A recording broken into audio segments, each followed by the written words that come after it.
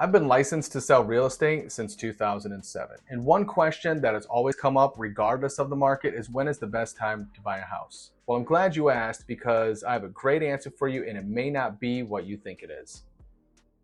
So, when is the best time to buy a home?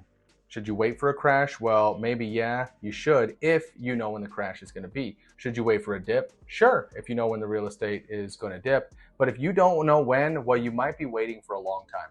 And while you're waiting for the real estate market to crash or dip, you could be losing equity in your home, right? Not just equity from every time you make your mortgage payment, you're paying down the principal balance, but also equity when the property values go up. You're going to be losing that appreciation equity as well. So, with that in mind, when is the best time to buy a house? Well, the best time to buy a house is when you can afford to buy a house, right? You might be thinking, duh, of course, but just stick with me for one more second here. What does this really mean?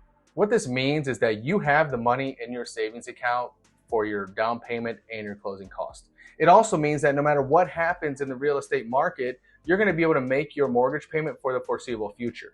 After all, regardless of what happens in the economy, you need to live somewhere, right? So it's just a matter of, are you going to be paying your mortgage payment or are you going to be paying the landlord's mortgage payment? My opinion, pay your mortgage payment.